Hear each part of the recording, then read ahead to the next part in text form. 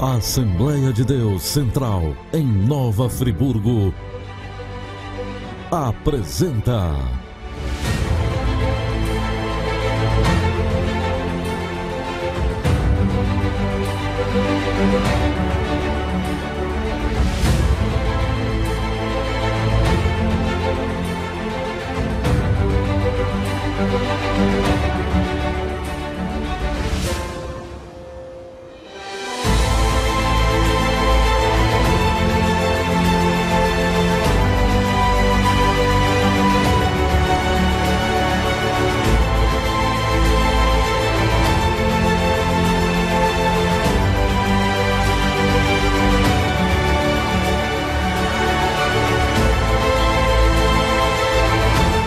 Momentos com Deus.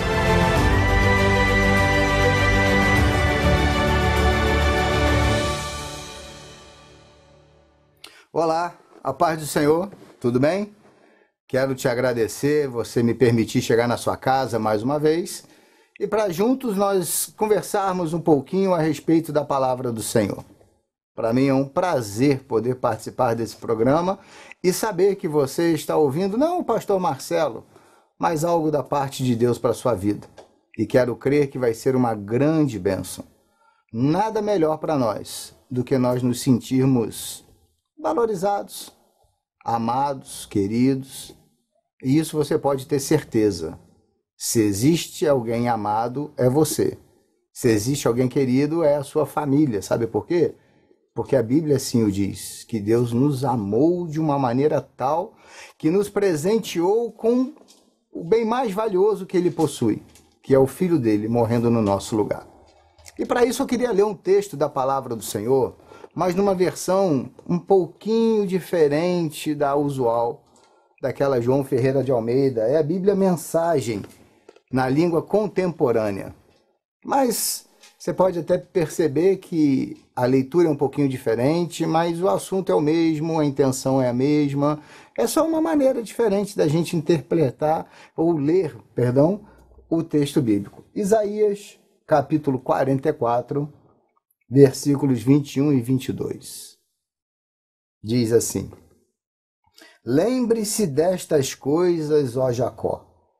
Leve isto a sério, Israel. Você é meu servo. Eu o criei e o formei. Você é meu servo. Ó Israel, nunca vou me esquecer de você. Apaguei a lista de todos os males que você cometeu. Não restou nada dos seus pecados. Volte para mim. Volte. Eu salvei você. Podia terminar aqui esse programa. Só com essa leitura eu podia terminar aqui esse programa. Porque não existe palavra humana que consiga animar mais uma pessoa do que essa aqui. Nada que eu fale para você hoje vai ser suficientemente grande ou animador quanto esse texto que nós lemos. Eu amei você. A palavra que Deus usou para Isaías escrever isso. A palavra que Deus usou para Isaías fazer algo diferente. E aí, pense bem uma coisa. Quantos amores nós buscamos? Quantos sentimentos nós queremos que as pessoas tenham conosco, da gente olhar e alguém dizer, olha, eu te amo, eu te quero bem, eu te abraço, e às vezes a gente não ouve, ou ouve da pessoa que não é que não significa nada, mas que não tem tamanha importância. E às vezes aquelas pessoas que são tão importantes para nós buscamos e nunca ouvimos. E às vezes isso nos frustra, às vezes isso nos incomoda. E sempre que algo foge ao nosso controle, nós queremos achar uma justificativa, um porquê.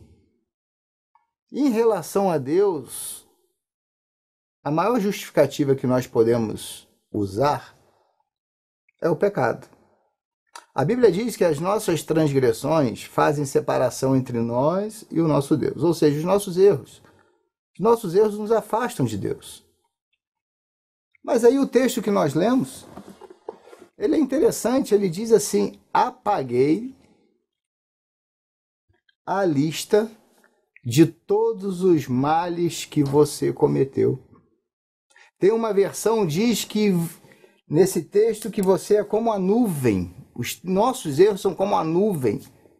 E eu fiquei pensando nisso porque tem dia que o céu está nublado demais. Tem dia que as nuvens estão carregadas demais. E é assim. Tem época na vida da gente que só a misericórdia de Deus. Uau! As nossas transgressões parecem aquelas nuvens de tempestade de filmes hollywoodianos. Nuvens negras, carregadas, relâmpagos, trovões e tal. Traz medo para as pessoas que estão à volta dela e assustadoras. Né? Você já viu a programação do tempo na TV? Mostra lá uma animação, é um redemoinho de vento e tal. Olha, a tempestade vai chegar. Tem dia que a nossa vida está assim. Mas o engraçado é que a palavra de Deus diz que era como a nuvem os nossos pecados. Mas tem dia que você olha para o céu, à noite está aquele céu estrelado, não tem nenhuma nuvem, de dia está aquele céu azul, azul, azul, azul. No inverno é muito assim, aquele dia lindo, azul, não tem uma nuvem sequer. É isso que Deus está falando: olha, eu soprei as nuvens das suas transgressões. Eu apaguei. Então não procure motivos para se afastar de Deus. Não procure motivos para você poder olhar e falar: ah, Deus fez algo na minha vida porque eu abandonei, porque eu pequei. Não, pecar todo mundo pecou. Eu gosto muito quando a Bíblia diz dessa maneira: lembre-se destas coisas, ó Jacó. Porque Jacó significa enganador, Jacó significa suplantador. E sempre algum escritor bíblico usa o termo Jacó para lembrar a nossa natureza pecaminosa, para lembrar a nossa natureza errada, para lembrar aquilo que nós praticamos, às vezes equivocadamente, tudo bem, mas às vezes pensadamente, às vezes planejadamente. Mas não importa, para Deus não importa se foi planejado, se foi um acidente de percurso, se foi algo assim. Para Deus, o que importa de verdade é saber o seguinte: você se arrependeu? Você queria ou gostaria de voltar atrás nisso?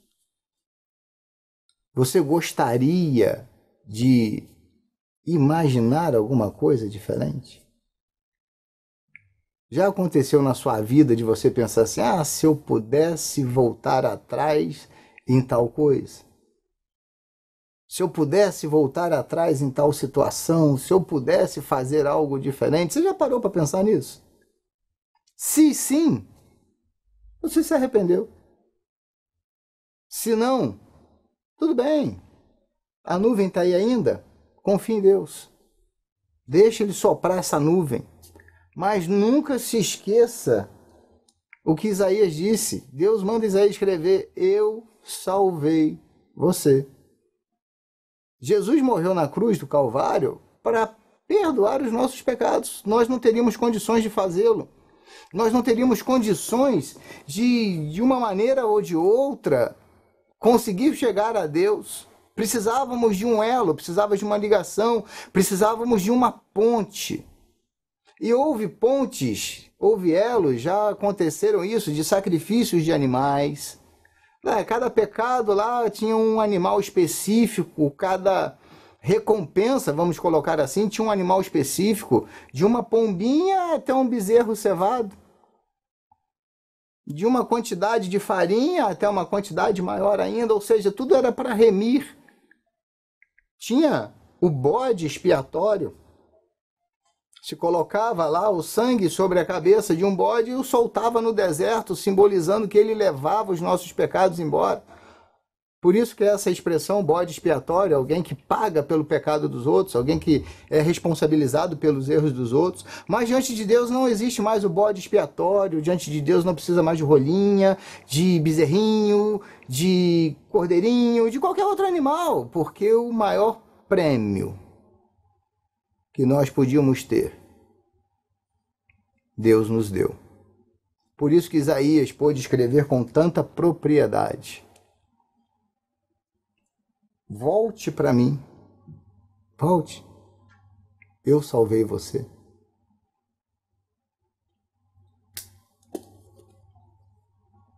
Às vezes, nós nos achamos incapazes de nos chegarmos a Deus. Às vezes a gente olha para a nossa vida e fala assim, bom, não tenho condição mais de chegar ao Senhor. Isso é condição humana. E nós nunca conseguiremos nos chegar a Deus purificados por nós mesmos. Nada que eu faça, nada que você faça, vai dar condição para nós chegarmos a Deus purificados por nós mesmos. Porque não tem jeito, não dá. É inaceitável, é inatingível. Eu posso ter uma fé, eu posso professar essa fé com muita credulidade, eu posso me esforçar ao máximo, eu posso ler os livros que baseiam a minha fé, conhecê-los de capa a capa, nada disso vai conseguir me aproximar de Deus. Nada disso é capaz de superar as minhas falhas. Nada disso é capaz de me purificar a ponto de eu conseguir chegar a Deus. A única coisa que consegue me purificar para eu chegar a Deus é o sangue de Cristo. Só Ele. Porque a Bíblia diz que o sangue de Cristo nos purifica de todo pecado.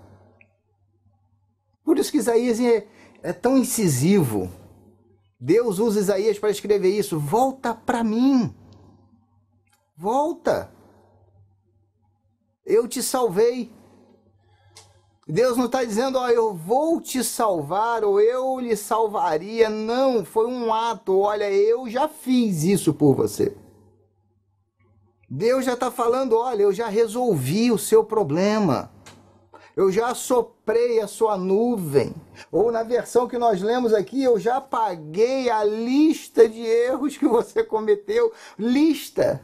Sabe aquele negócio? Não sei se algumas pessoas ainda fazem a lista do mercado. Se eu for no mercado, eu tenho que anotar tudo que eu preciso comprar, porque senão eu esqueço. Chego no meio do caminho, eu já esqueci. Faz um rol, uma lista, isso, aquilo. A nossa vida espiritual é assim, todos os dias existe uma lista de pecados que nós vamos cometendo. Só que Deus já falou, olha, eu já apaguei essa lista. Essa lista não acontece mais, essa lista não influencia mais. Por quê? Porque segundo escrito por Isaías, eu salvei você. Uma outra versão diz, eu remi você. Você foi redimido, nós fomos redimidos, então por que não nos chegarmos a Deus? O que está impedindo você de se chegar ao Senhor?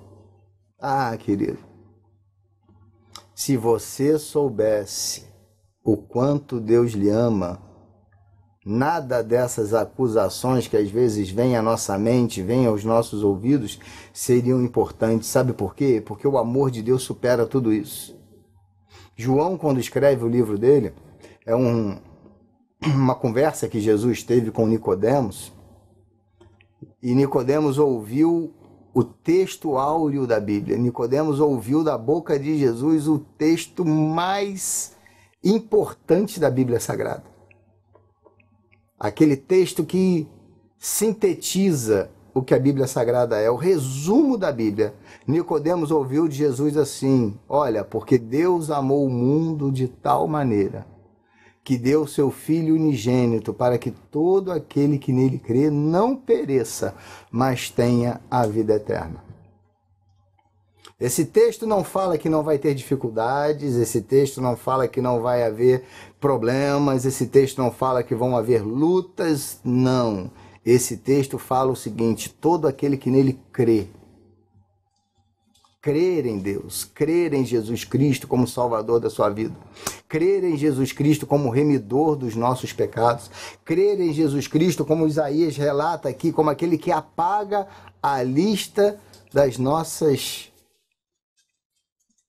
falhas, dos nossos erros, como aquele que esconde atrás dele as nossas fraquezas e assume as nossas dores. A Bíblia diz que ele levou sobre si as nossas enfermidades. A Bíblia diz que pelas pisaduras dele nós fomos sarados. A Bíblia diz que ele se fez pecado no nosso lugar. A Bíblia diz que ele fez maldição no nosso lugar, ou seja, tudo é ele. Nós não somos ninguém. Nós não fazemos nada. Tudo é ele. E a Bíblia diz que dele, por ele e para ele são todas as coisas. A sua casa é dele, por ele e para ele. A sua empresa, o seu comércio, a sua profissão é dele, por ele e para ele. Aquilo que você acha mais importante na sua vida é dele, por ele e para ele. Qual o sentido de nós nos afastarmos dele, então? Por quê? Você acha que ele não te conhece? Conhece. Conhece melhor do que você mesmo. A Bíblia diz que antes da palavra chegar à nossa boca, ele já sabe do que a gente vai falar. Olha só. A Bíblia diz que antes de nós sermos formados no ventre da nossa mãe, ele já sabia. Cada osso nosso, ele conhece. Então, como é que eu vou conseguir me esconder diante de um Deus tão poderoso? Como é que eu vou conseguir maquiar alguma coisa diante de um Deus tão poderoso assim? Não tem jeito. Sabe o que é melhor, então? Fazer o que Isaías escreveu. Volte para mim. Volte, diz o Senhor. Eu salvei você. Às vezes nós vivemos pensando muitas coisas. O que será, como fazer, como não fazer. Eu, por exemplo, você sabe bem, nós temos um tempo pré-programado para esse momento da ministração. Aí eu coloco meu celular no modo que eu possa vê-lo, só que ele apagou a tela. Eu não sei quanto tempo eu tenho. Eu sei que eu já passei alguns minutos, só que eu não sei quanto tempo eu tenho mais. E isso é interessante, porque isso me lembra a vida. Porque às vezes a gente passa e pensa assim, não, vai dar tempo lá na frente, vai dar tempo para isso, vai dar tempo para aquilo, e se não der? E se não der? E se não der tempo de eu acender a luz do meu celular para eu ver o tempo que me falta para essa ministração? E se não der tempo de eu acender a luz da esperança no meu coração para daqui a pouco eu me voltar para o Senhor? Não, Isaías escreveu, volte para mim, volte, eu salvei você. Deus fez de tudo que era necessário para trazer a salvação para a nossa vida. Por que abrir mão disso? Por prazeres, por acontecimentos, por fatos, sabe? Tem coisa muito melhor esperando por nós. A vida é boa? Lógico que é. A vida é magnífica, viver é muito bom. Dá um trabalho doido. Nosso Deus, viver dá muito trabalho, mas é bom demais. Viver é muito bom porque você cria novas amizades, você cria novos vínculos, você cria novos relacionamentos, mas principalmente você vê a mão de Deus sobre a sua vida todos os dias. Então, nessa programação, eu quero deixar essa palavra para você e para mim. Eu não me excluo disso. Estamos juntos no mesmo barco. Vamos voltar para o Senhor. Vamos nos aproximar do Senhor. Não porque nós somos bons, não. Mas porque nós precisamos dele. Talvez a sua casa hoje, ou talvez você precise de algo de Deus. E eu queria orar com você nesse momento. Eu queria orar crendo no poder da oração. Não sei qual a dificuldade que você está atravessando, não sei qual a luta que você está atravessando, mas uma coisa eu tenho certeza, absoluta, incontestável, Não é porque eu estou pensando isso, não, é porque a Bíblia diz. Deus diz o seguinte: eu salvei você. Feche os teus olhos, se for possível, nós vamos orar juntos. Querido Deus, Pai, eu te louvo por mais essa oportunidade.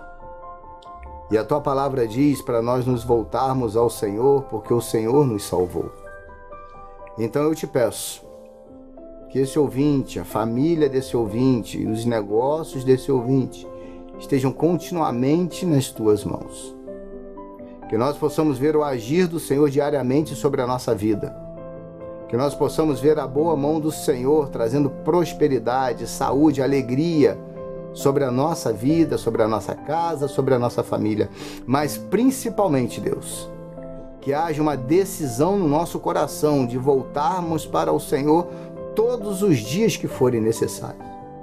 Que nenhum problema, que nenhuma dificuldade nos afaste do Senhor, mas que nós possamos nos aproximar do Senhor mais e mais. Te louvamos e te pedimos, em nome de Jesus. Amém. Prazer estar com você. Deus abençoe você. Que a mão do Senhor lhe proteja todos os dias. E um recadinho, último. Volte para o Senhor. Vai valer a pena. Deus abençoe. Um grande abraço. Pastor Marcelo Santos. Fique com Deus. Fique na paz do Senhor.